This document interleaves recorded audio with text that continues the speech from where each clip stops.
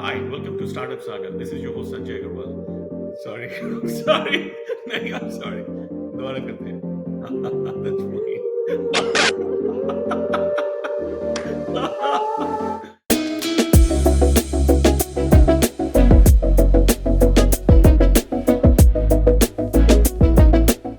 Hi, welcome to another episode of Startup Saga. This is your host Sanjay Agarwal. In Startup Saga, we have always talked about money as a very important point, people and their dreams. But today we'll change the slogan a bit. It's people and their food, because we'll talk about a lot of food today, right? Food from all over the world. That's the idea of our new guest who created something really exciting. Now, see, we'll talk about two topics. Number one, again, very important topic, when to make the switch, right? Because a lot at stake, right? Number two, idea validation, right? Because as I said, 8 billion people, 8 billion idea, but every idea needs to be carefully validated. So we'll go through that careful validation of this idea. Food is something everybody will agree on, be it two nations who are fighting, or be it couple on the street, or be it couple of people. Everybody is fighting on something or other. But food, everybody loves. And I think that can solve not only world hunger, but a lot of other things in life. A little bit of background of Priya. Priya is from India. She did her computer engineering and she has been working in banking industry for past 18 years before making the switch. She's married. She got two kids, Ayushi and Jasvi. Let's talk to her that what made her do the switch. So Priya, welcome to the show. Hi, Sanjay. Thank you for having me. First of all, even before I get started, I just want to congratulate you on starting this podcast. I think this is such a great idea. We can learn so much from each other, and especially from founders and entrepreneurs and their journeys. So I wish you a lot of success. Thank you. Yeah. So about myself, as you've already mentioned, I was born and brought up in India. I did my undergrad in computer engineering. I did my master's in business administration. We came to the US about 18 years ago, and we settled in Melbourne fairly recently, about 6 years ago. I have 18 years of experience in the corporate world in the financial services space. My last stint was with Capital One Bank, where I was leading product management for some of their data products, which were the backbone for data analytics and machine learning for the company. So really enjoyed all of that, learned so much that helped me make this switch. But yeah, here back home, I have a loving husband and two beautiful daughters who all of them are I think my biggest cheerleaders in my startup dream. Awesome. This is exciting. This is exciting. No, I mean, lovely, lovely background. So you had 18 years of corporate career and that too banking industry. Bank and food are very two different things, right? So I just want to see that where that journey, the bridge between banking and food. So before we go into the switch, can you kind of tell us viewer about this idea of your, Wanna Eats? Absolutely. So Wanna Eat is an Uber for home cooked food. This is an app that brings local chefs and local foodies together in one place. So on one side, as part of this digital marketplace, the idea is to allow home chefs and bakers around town, provide them employment, help them provide their menus to the customers. They can showcase all of that on our app based marketplace. And we help them with marketing, sales, deliveries, all of that good stuff. What they have to focus on is just cook because that is their passion. On the other hand, we help local customers around town find these amazing chefs and bakers and enjoy home cooked delicacies from them. These are authentic flavors and simple food that's good for your health, good for your gut. Yeah, that is all about Wanna Eat. The way I read this, and I kind of did a little bit of research also, it's about somebody who likes to cook food, may not be a professional chef, somebody who's working and wants to cook. That person can say two recipes or three recipes and say, look, Priya, I do this recipe very well. It's very authentic, very local. Can you put it up in your Wanna Eats? And people can have access to his or her recipe, which means it's not just about professional chef, it's about anybody who loves to cook food can make a business out of what he loves or what she loves to do. Is that a fair way to look at it?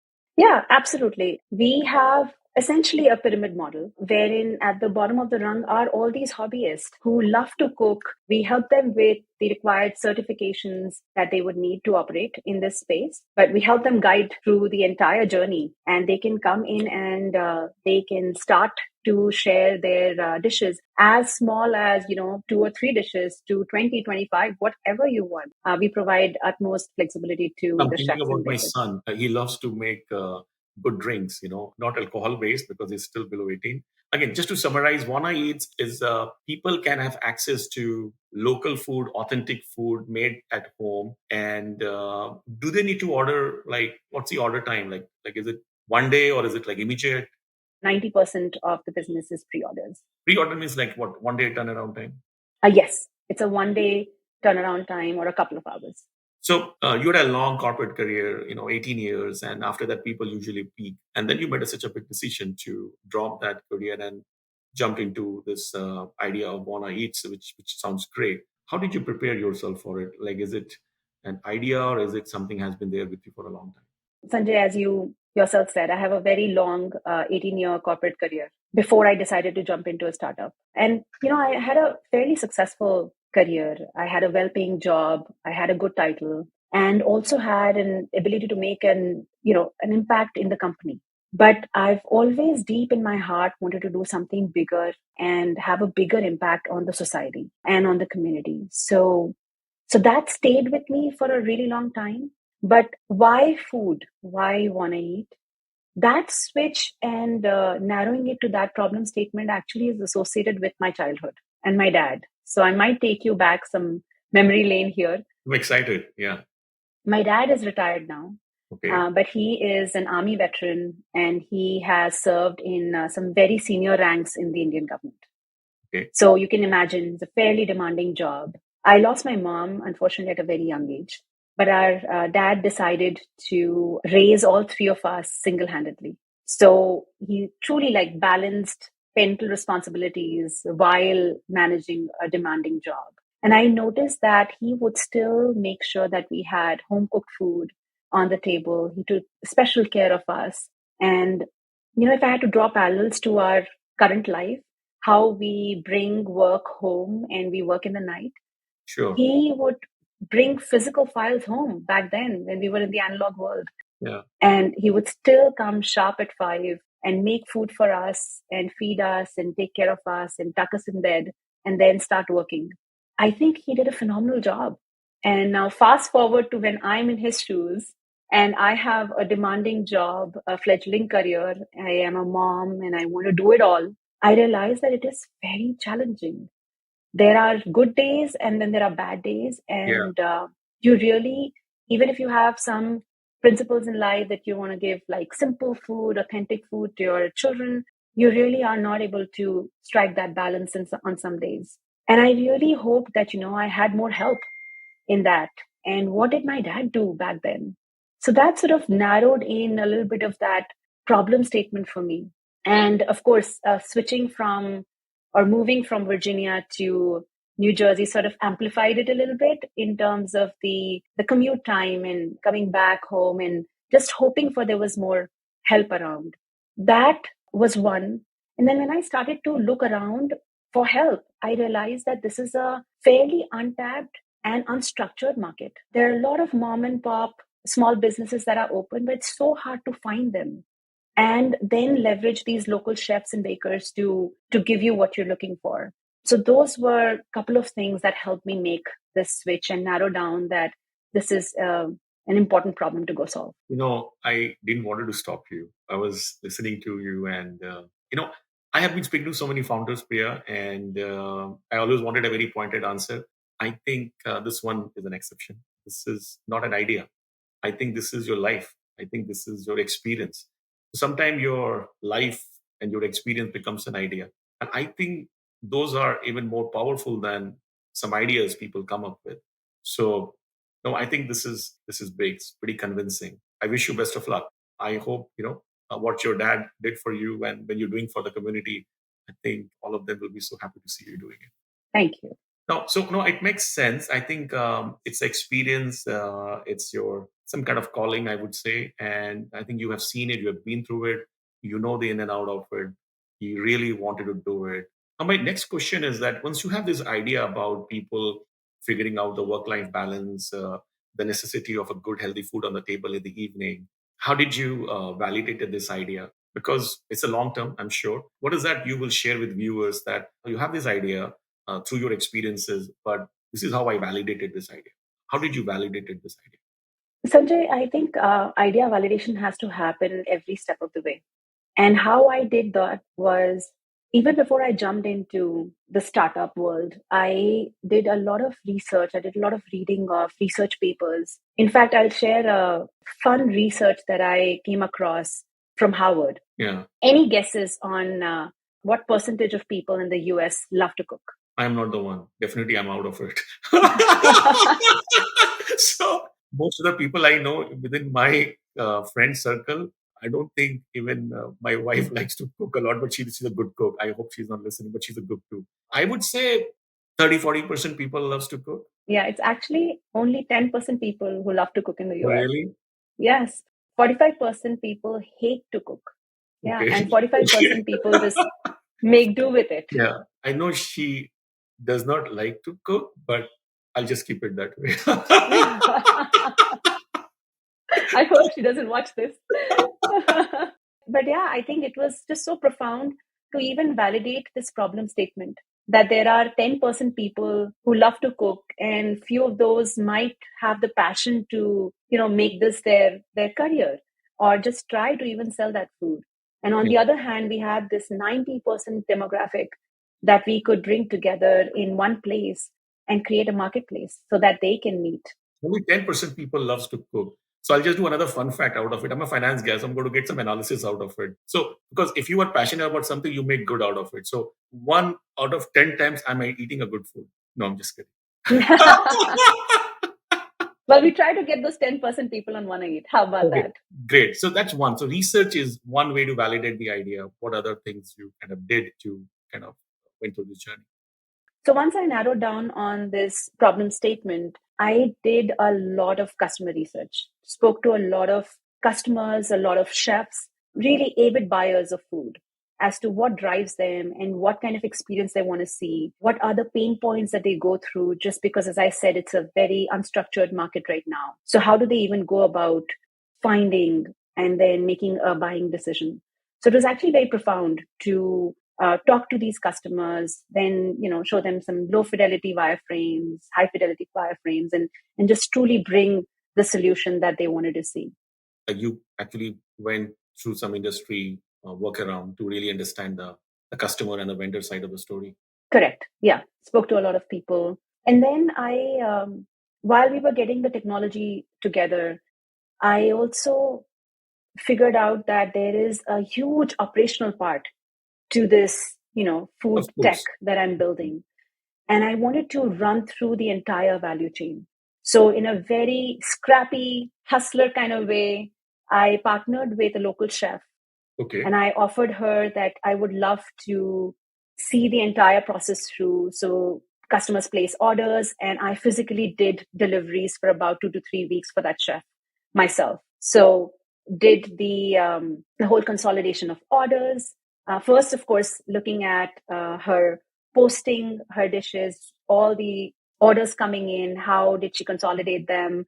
How did we then decide like what is going to be the route optimization that as a driver I would have to do and just run through the entire process. And that was very profound. That actually helped me understand what are the kinks in the process.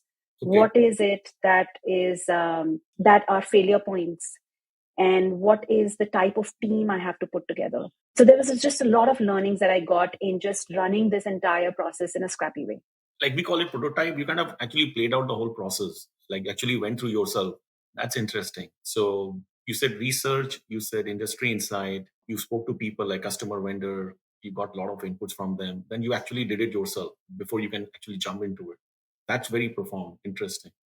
Your idea is all very interesting and very solid points. One has to do the research, one has to talk to the real customer and vendor. Looks like what you did. And number three, one has to really kind of play it out. Like, how does it look like? You have to be that person who has been through that journey multiple times before you kind of really make it a business out of it. So play it out. Number four, technology, the enabler. And that's where your experience came in handy. This is very interesting. Thank you for that. Now, kind of jumping into Wanna Eats, how old is the business? And if you can share more about the revenue model, is it profitable or not? Have you raised money? Is it your own money? what's your next 3 to 5 year plan? I'm going to ask a lot of questions, but that's the question I have. If you can share a bit more on that. Absolutely. So, Wanna Eat is 7 months old now. We launched in May. We launched in Melbourne and Short Hills initially. That gave us a lot of learnings and, in fact, also proved a lot of our product market fit, which helped us then grow into Livingston. So, we're now in your town as well, Sanjay. Awesome. We're excited. Uh, yes, and our plans are in January, we want to take this from 3 markets to 7 markets. And down the line, I see it grow to 20, 25 markets and possibly another state as well. So we do have a lot of growth plans. And based on just proving it out in multiple markets and actually cross state as well, is when I think we will get into funding. At this point in time, it's all bootstrapped. For you, market means what, like town or a state? It's a town, right? So that's why every town is a market for us. Every town is a market for it. So today you Correct. have how many markets? How many? So we have 3 markets right now. In January, we'll be in 7. Awesome. And then by end of year, we want to be in 20, 25 markets and possibly would have ventured into another state as well. Awesome. And then this 21 chef, if you can share, what kind of cuisine, they're offering. Yeah, all kinds of cuisine, Sanjay. If you're ready for it, I am ready for it. I'm hungry now. I there love is food. I love food. Yeah, absolutely. There's American, there is Thai, there's Mexican, there is Italian. We have, of course, North Indian, South Indian. So there's a lot of variety, and we just don't want to limit to all of these. There's just sky's the limit. So why would somebody order from your Wanna Eats and not go to some really established Thai place? What's the difference? Great question. The difference and the value proposition that we have is one is these are the authentic flavors that are coming from, heirloom recipes that the chefs have learned over time. That the simplicity of home cooked food. There is no preservatives or processing that's done. These are very custom, small batch cooking that is done based on the orders that the chefs receive. And of course, you're supporting local talent. So there is a lot of local economy getting invigorated by you supporting your local businesses. What has been the feedback in the last 7 months about the food test, about the whole process? And the feedback has been very overwhelming, Sanjay. It's been amazing. Recently received a note from a customer. She messaged me. She is a working mom and she was traveling. And she sent me a note saying, Priya, I am just so thankful that you created Wanna Eat.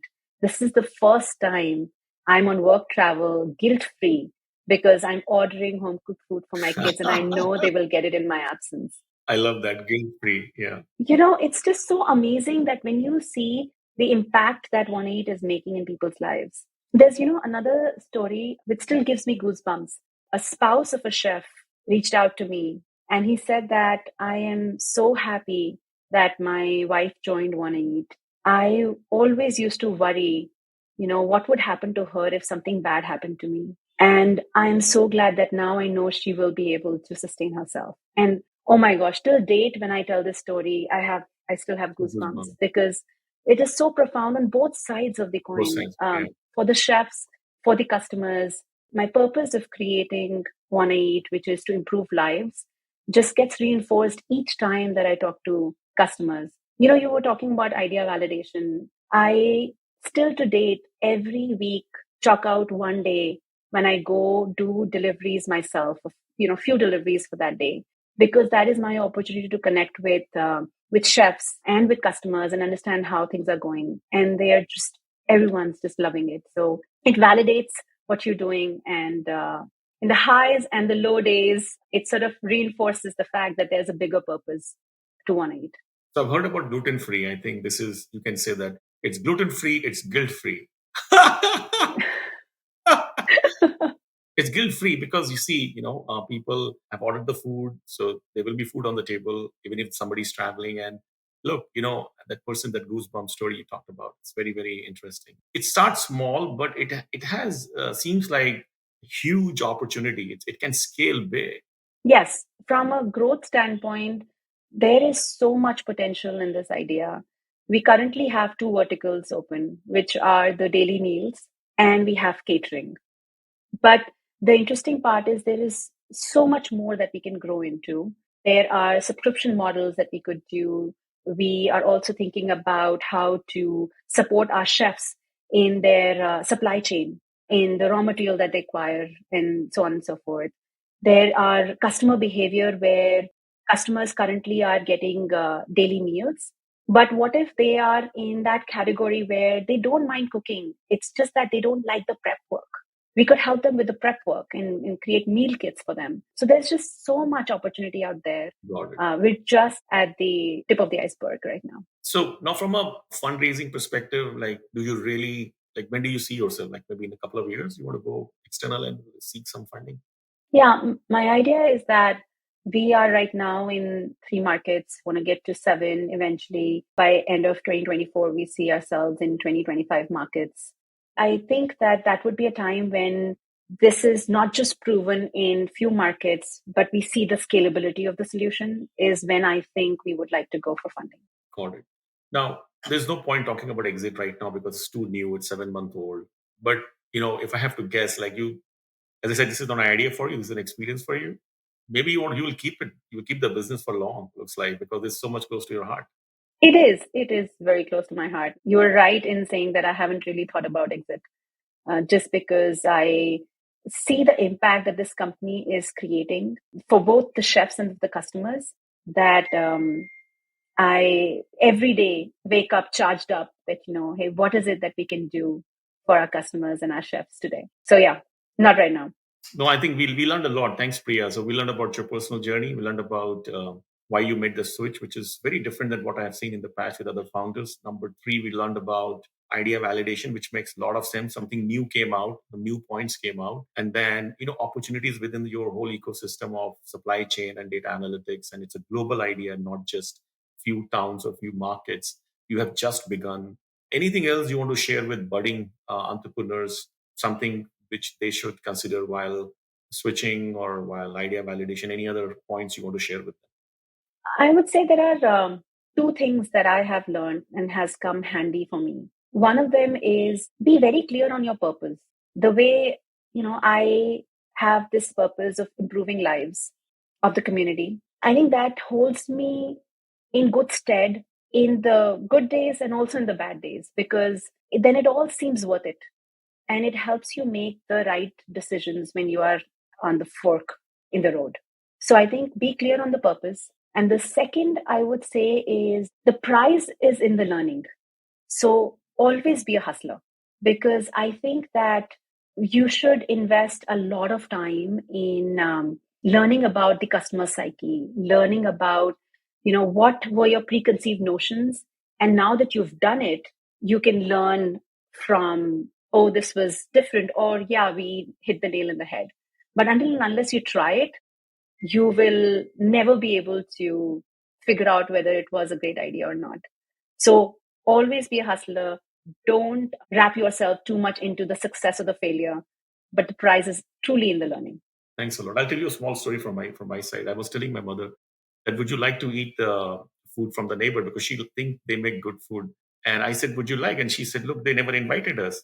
I said, what if we still find a way to get his food? And I was thinking about your idea, Wanna Eats, that look, if you can bring them on your website, maybe we can order their food and mom can have, neighbor's food. I mean, this is amazing. It is as healthy, as local, and as global it can get. That's a great idea. I really loved it. Really enjoyed chatting with you. So, folks, this is Priya for you. She is emotional, she's strong, she's passionate to fulfill her dream, to make a change in the society. And I think the most important thing is being a hustler. I think as a startup, unless you're a hustler, I don't think you can really push things through. So I think she's a hustler too at the same time. I've really enjoyed chatting with you. We laughed a lot. We learned a lot. I wish you great luck. Please give us an opportunity to speak with you again when you become big. Don't forget us. And if you need any help, I'm always there. I'm a finance guy. It's such a pleasure talking to you, and I look forward to speak with you again. So, folks, thanks for your time, and we look forward to another episode of Startup Saga. Thanks a lot. Thank you, Sanjay. Thanks for having me.